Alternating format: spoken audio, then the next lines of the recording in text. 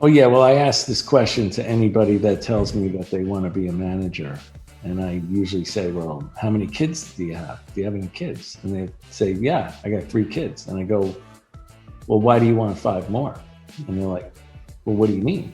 And I said, well, are all your kids the same? And they go, no, all my kids are different. I go, really? Do they have different strengths, weaknesses, insecurities, fears, doubts, all that type of stuff, goals? Yeah, they all have. They're completely different.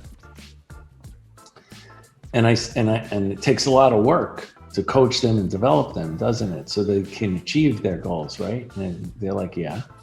Okay, so it's no different when you get a team of 5 salespeople. You know, they all have different strengths. They all have different weaknesses, insecurities, fears, goals, and you have to treat them completely different as different individuals. You can't treat them all cookie cutter. And what I'm trying to do is get a point across that it's going to be not about you anymore. Because when you were single, you got up in the morning, you did what you wanted to do, you made sales calls when you wanted to make sales calls, you came home when you wanted to come home, you ate what you wanted to eat, the weekends were yours. Then you had kids. Now it's not about you anymore, right? It's about the kids.